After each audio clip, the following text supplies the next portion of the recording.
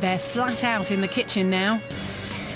John's making his choux pastry crab cakes, while Andre's opening huge numbers of clams, cockles, scallops and oysters for his extravagant shellfish sharing platter to be served with his quirky fake caviar. They all have their eye on the prize, and front-runner Paul has some surprises planned. He's thought long and hard about the look of his humble fisherman's lunch. Paul, what's going on here? I've got a newspaper from the Fisherman's Mission, and it's from 1919. They dug it out of the archives for me, so I got it printed onto baking paper. Seen this, guys? He's got loads of tricks, Paul, hasn't he? Yeah, I know. See that, Andre? Yeah, really under pressure. That sounded sarcastic, that did. That's how it is it? Obviously, you're baking blind here, really. I mean, timing of that fish cooking is everything, really. It's everything, yeah. So Paul's gambling big time, combining a tricky cooking technique with clever presentation. Paul's got a great dish, but it's all about the cooking of the sea bass. He's got to get it absolutely spot on. Too much, it's overcooked. Too little, it'll be raw. He's brave doing it, but there's a risk element there because you're in a new kitchen, you've got different ovens than you practiced with before. They're all taking chances today as they battle to get to the banquet. Michael's already expressed concern about John serving raw cured fish, but Andre's using some in his dish too. So how are you doing yours? Yeah, I'm doing this. I'm using a little rice wine vinegar. It's very, very mild, and It's then really just light, lime isn't it? zest. Yeah. So you've got the flavour of the lime, but you ain't got that acid. Unlike John's, perhaps. Using any rice wine vinegar? No vinegar. No? Just literally juice, and the acidity's going to come through the lime anyway, and the richness of the olive oil. It's literally a simple cure. But could it be too simple? Andre's patiently building a base layer of his mackerel brandard, topped with parsley and fish cured his way. Andre, it's your tartar. Yeah, this is my mackerel tartar. I don't use any citrus acid, no lime juice as such, because I believe it cooks the mackerel too much on it. But you're still cooking it with a vinegar. You keep that marine flavour coming through it. The last layer will be the faux caviar. So this is the tapioca now, it's just been washed off, yeah? Yeah. Shellfish stock, is that? Shellfish stock, Yeah, try yeah, to keep just with that flavour. seaweed flavour. And finally, black squid ink to make it look like caviar. So just using your stock as a seasoning now. You've now got yourself a nice little black lipstick there. I now get the concept of the tartar and the brandard in the caviar dish, topped with that tapioca. A little bit worried about the flavour, so let's see. Andre is plating up first, and he doesn't have much time. He starts by arranging his props and scallop shells, and then lays a bed of seaweed to support the tins of caviar.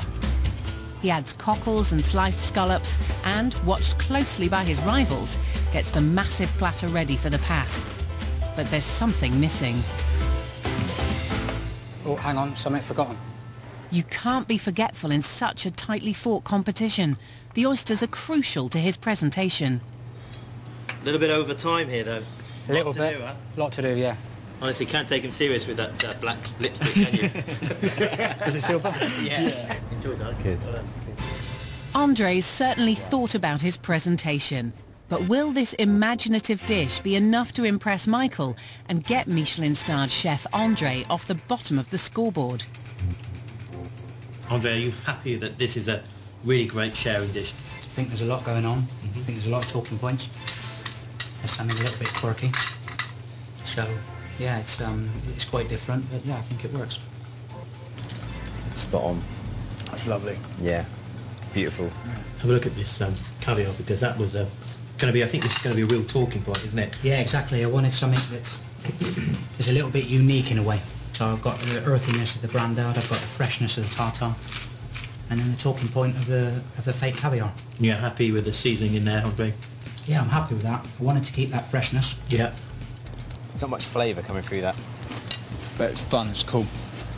And sure, caviar, you'd like that, you'd enjoy it. That's really skillful. With the toast, it eats like a dream, doesn't it? It really is. Well, you were certainly under pressure getting it out. How do you feel about doing it for 100? Yeah, no problem. Plenty of practice by then. Pleased with the presentation of it. I'm pleased with all the flavours. I really had to push on that one. It was a big task. I hope to get a better score than my starter.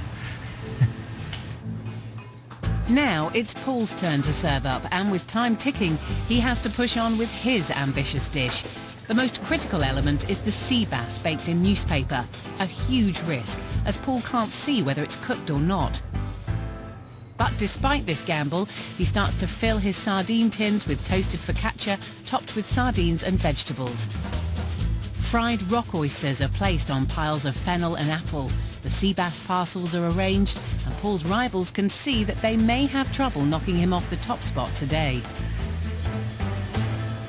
And we have it, fisherman's lunch. You happy with that? Yeah, I really am. Well, on that note, let's take it away and have a taster. So, has Paul done it again? Is this platter worthy to be the fish course at the People's Banquet?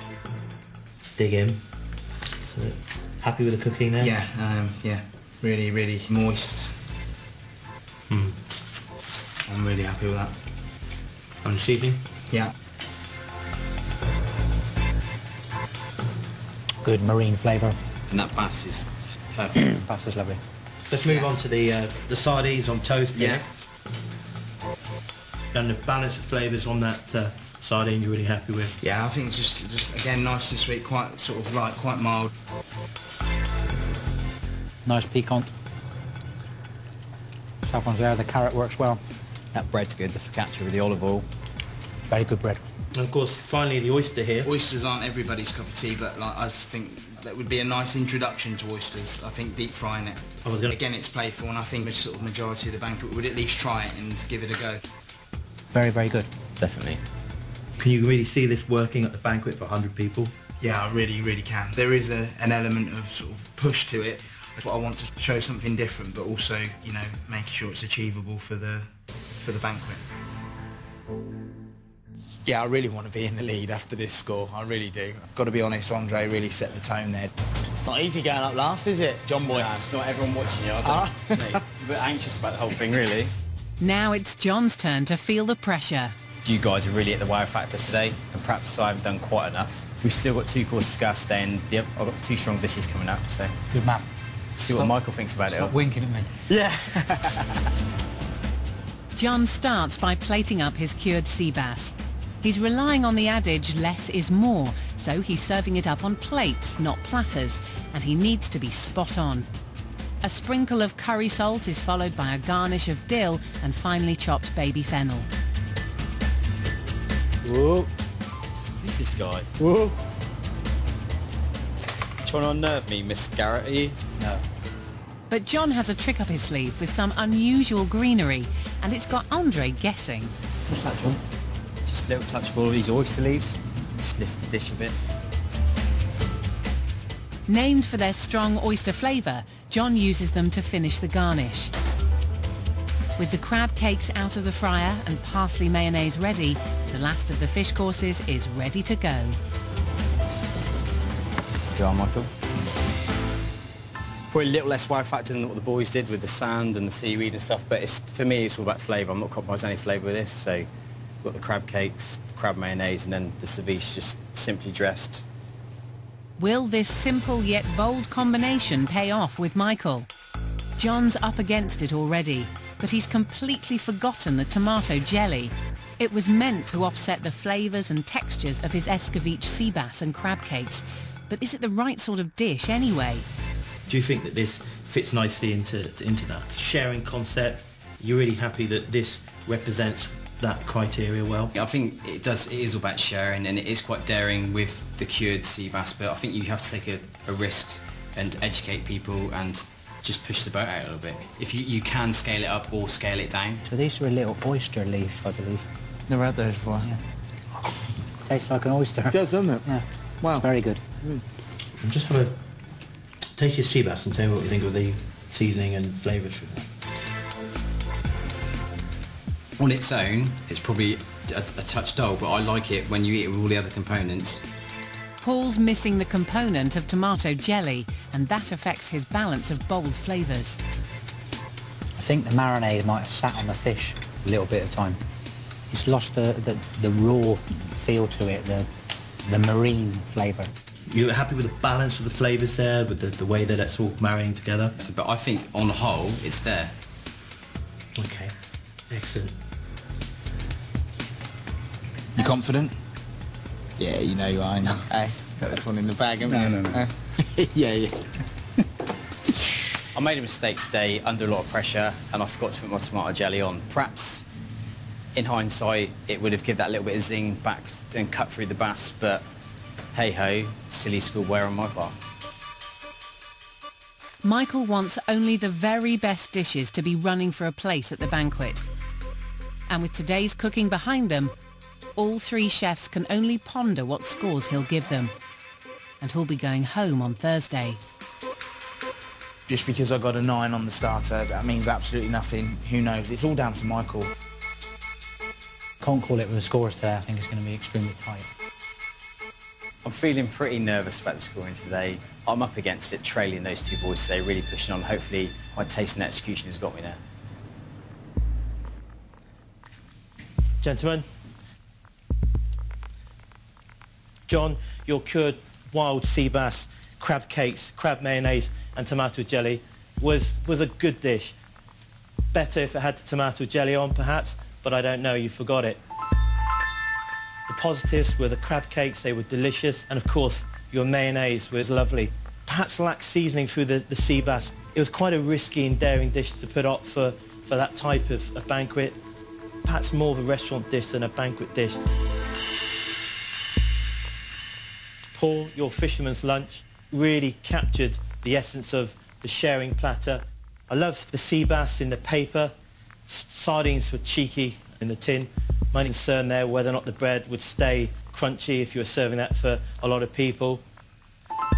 Perhaps touch more seasoning in the sardines, and the dish was a little bit awkward to service when you're trying to take the sardine out of the tin.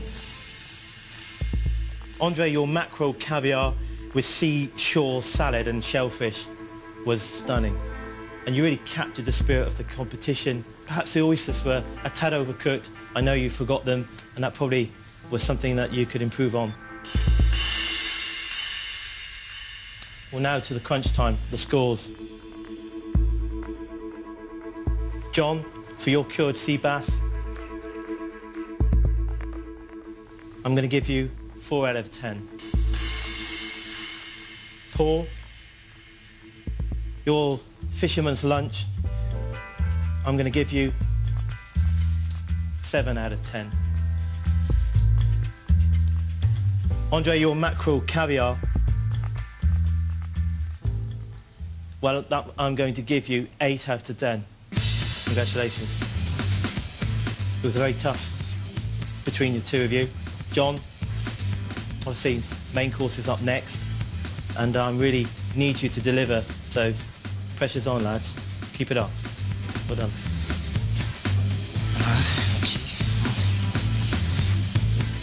So with 2 dishes down, Paul has held on to his lead with 16 points. Andre's leapfrogged into second place with 14, and John's now 3 points adrift with just 11. I'm really happy. I'm ecstatic. I'm overwhelmed by it all. I feel a lot better now. It's a good score. I'm really proud. I buckled a little bit, but I'm man enough and ugly enough to admit to that. So bring on tomorrow. In the fight for the main course, it's vital they nail the brief. Andre, you're using a lot of French influence. Do you think that's right for a Great British banquet? Can John seize the day and get back in the running? It's imperative to get it bang on tomorrow and be back in contention to get to that judges' chamber.